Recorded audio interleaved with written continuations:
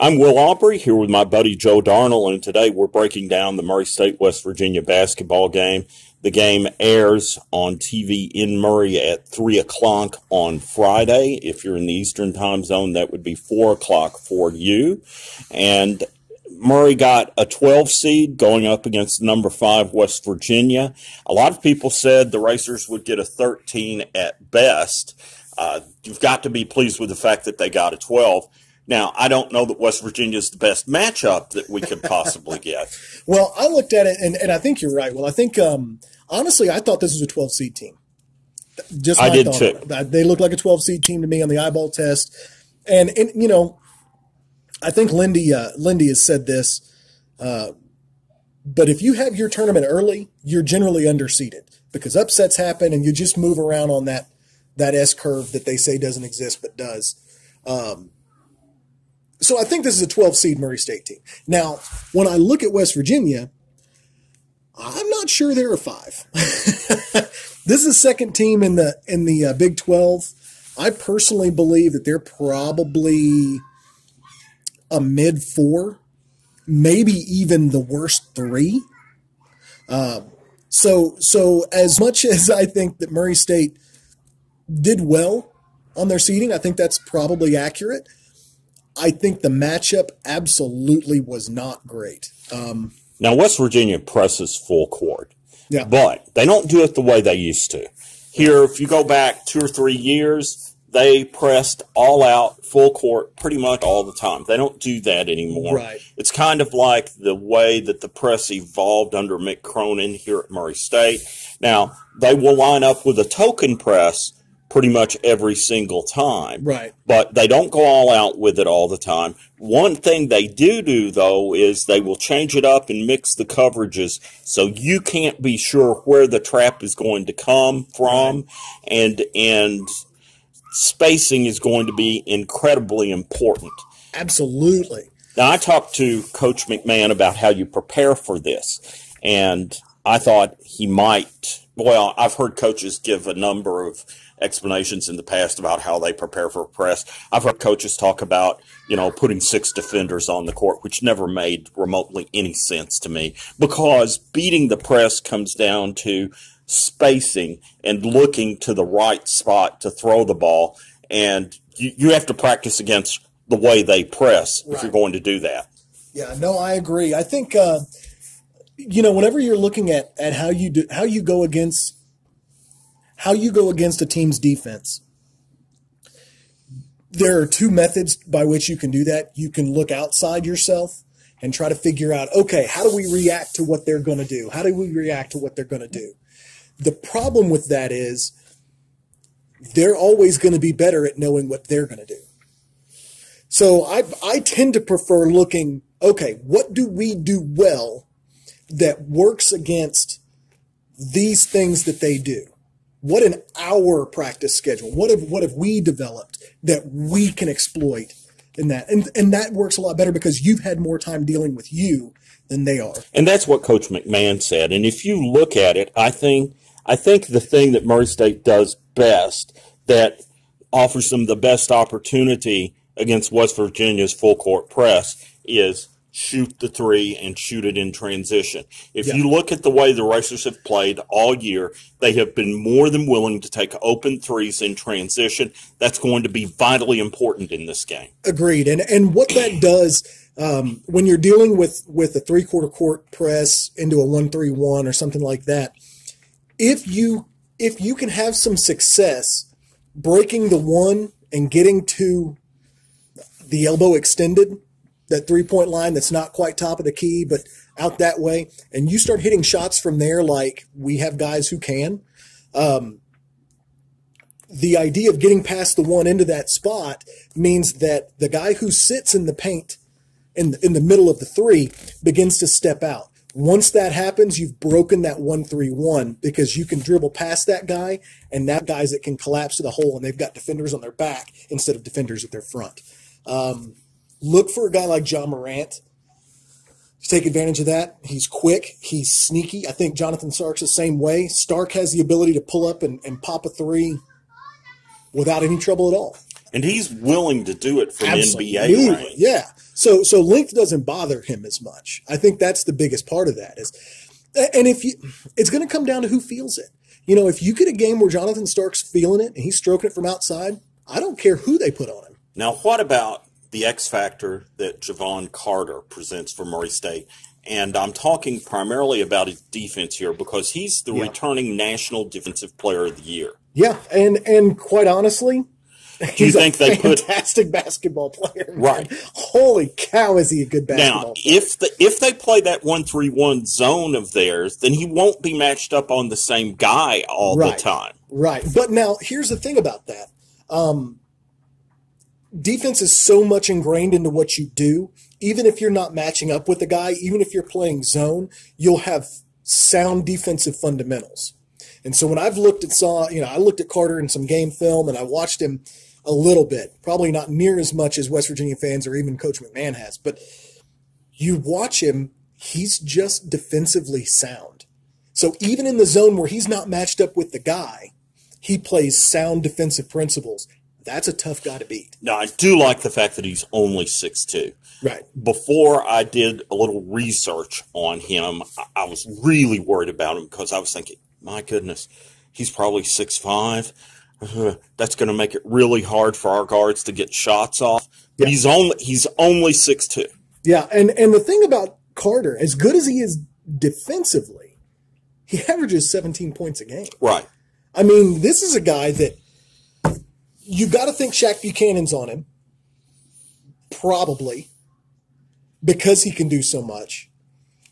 So then, we're not talking about he's not a great 3-point shooter. He's a good 3-point shooter. I want to say he's 38%. Well, that's pretty good, but it's not world-class, world-beater 3-point shooter. The real key, okay, Coach McMahon made this point. West Virginia is 14th in the nation in offensive efficiency. Right. But that's a very deceptive statistic. Right. Let me tell you why. They're second in the nation in forcing turnovers.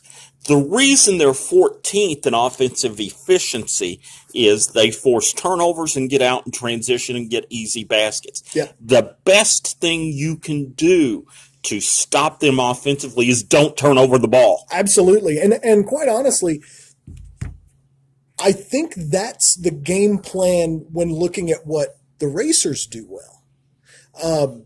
You look at the defensive ability of the Racers, what they do is they don't turn the ball over a ton, which means you have to get into the half-court set. And if you get in the half-court set, you'll hit some twos, but we have the length on the outside to keep your 3-point shooters from taking wide open, uncontested shots. I mean, it's not crazy. I mean, you look at a guy, what Shaq Buchanan brings, he's got so much length that he doesn't have to play press up on a guy his own size. He's able to take a step back and force that guy to shoot over the top, which is the lowest percentage 3 that you can shoot. So, when you look at the defensive statistics, it's as much about positioning and the flow of the game as it is about matchups. And to me, that's a big thing. Quite frankly, I don't know what to expect from this game. I mean, I wouldn't be surprised if West Virginia came out and took control. I wouldn't be shocked by that. They're a good team. I mean, they're second in the Big 12. That's pretty good. And we all know, as much as I love the Racers, we're looking at these guys and we know, hey, we've got some pretty glaring shortcomings as it comes to this. We've only got one guy who can score in the post. We don't have a guy who's consistently good in the post. I've waited for Dupree to step up into that role, but he's yet to do it this season. But I bet you also wouldn't be surprised if Murray State came out, got hot, and spurted out to a 12 to 15-point lead. I'll put it to you like this. If the shots are falling, there's not a lot of teams that can keep up with Murray State. If the shots are falling. If Murray State's hitting shots like they're capable of, I mean, we've seen them in games. I always think about the Jacksonville State game. At Jacksonville State, first half, nothing goes right. everything goes wrong, down by 20. In the second half, they just were basically a little bit above average. They weren't even hot in the second half, and they were able to come back to within 2. Even the game against Belmont in the OVC tournament, there was a stretch in the first half where they couldn't throw it in the ocean. Absolutely. There was one possession where they must have gotten, I know they got at least 6 shots, and I think it was more like 8 on one possession. 1-3 after another, and they missed them all. Yeah. And you kept thinking, well, one of these has to go in eventually. Right. But the thing is, they're also capable of hitting 8 or 10 in a row. Right. And so they have stretches like the second half against Belmont when they'll blow you away. So don't give up on the Racers if they fall behind early. Absolutely. Because they're capable of coming back. Absolutely. No, and the thing you look at, the thing that this Murray State team has is they have supreme confidence in what they're doing. And there's value in that. You know, they know, hey, if Miller misses a shot or if Stark misses a shot, keep feeding them because those guys, they are as good as advertised. Now, it will be interesting to see what kind of defense West Virginia plays. Right. They like that one, and I'm talking about in the half court. Right. They like that 1-3-1 zone. But Coach Huggins said the other day he wasn't sure he could play that against Murray State. I think he's worried about giving up open looks from 3-point range. And he should be. He should be, in all honesty. Because, frankly, it'd be different if it wasn't Murray State's strength. But it is. You know, I mean, it's – the thing that you've got with Murray State is they're not like a lot of these low and mid-major teams who are conference champions that come into the tournament. They're not like those teams that they're a half-court team that is just able to exploit their athletic advantage or their skill advantage or their size advantage over their peers. This Murray State team has 2 guys who are legit top-tier talent kind of guys who could go and play in the Big 12. I truly believe Jonathan Stark is capable of going and playing in the Big 12 and being dang good. He hit shots. They have 3, Terrell Miller and John Morant. Yeah, exactly. And so what you have is Morant has shown that he's capable, but teams with length have bothered him. He's expected whistles at times. And a lot of that's, quite frankly, because he's played in the OVC for the majority of his games. And honestly, it's inconsistent. You never know what the hell you're going to get. Now, I asked Coach McMahon about what he had learned having been to the NCAA tournament as an assistant. Right. That he could pass on to his players. And what he told me was that he was going to focus on telling them, hey, don't get distracted. Yeah. Try to keep distractions out of it. And talk also about the difference in playing on a neutral court. Yeah. And a truly neutral court. Yes. Yeah. A truly neutral court. Yeah. And how the atmosphere is going to be different and all of those kinds of things. And then he mentioned something that I was unaware of. He played in the NCAA tournament. Yeah. When he was at Appalachian Absolutely. State. Yeah, and it's one of those, when you look at that, that's a great pool of experience to draw from for a third-year head coach. I mean, he's got experience in the NCAA tournament that isn't monolithic. You know, he's got differing, there's one of the things I heard him say was interviews. There's a big interview schedule. You just, it's different than what you're used to. The flying is different. The travel is different. It's just stuff you got to get used to. You just try to get it out. And I think, honestly, whenever Denaro Thomas hit his shot, part of the reason why the Racers came out flat in the second game against Butler was because of the increased demand from media and the wear and tear that puts on a player. You know, I mean, you look at Denaro Thomas, he was a senior. He was, he was probably as capable of handling that as anybody.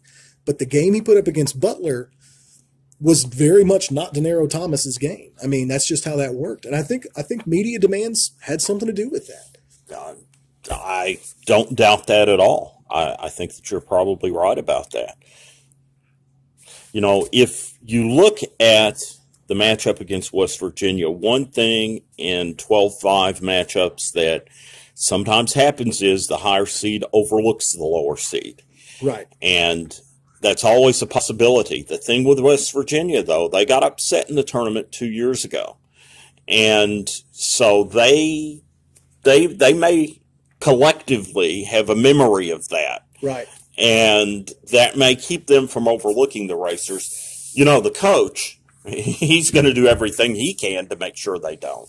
Right. As it comes to preparation, you know that, I mean, how's this for a stretch of coaches that the Racers have played, they're going to play in a row? Ray Harper, who, mind you, not as much experience on the D1 level, but as a head coach, has a very long tenure and a lot of success. Rick Byrd, who is arguably one of the best coaches in the country, and now Bob Huggins. That's a stretch of 3 coaches in a row. I'm not sure that a lot of teams at the 12 seed line can say that. Now, that's how we got here was, you know, through this coach with this many wins in his career and this coach with this many wins in his career, only to meet this coach with this many wins in his career. It's really, I think it's telling. I think it shows you how well the Racers have played over the last few games. They've really just found a way to do it. I will say this. As a Murray State fan, I think that Murray State is due an offensive explosion in the NCAA tournament. I honestly don't remember a time, even in '88, I don't think it was a great offensive game that propelled them to a victory. I think they played well against NC State in '88. I think they played good defense and did what they needed to do and won the game. I think they beat NC State, but it wasn't that they ran off and played at a level that they, you know, that final level that you go, okay, everything was clicking. I don't think we've seen this Murray State team where everything was clicking for an entire game. What's your prediction? I'll go first. Go for it. Racers 83, West Virginia 81. It's going to sound like I'm a Johnny-come-lately, but I honestly thought 85-83 Racers. Okay.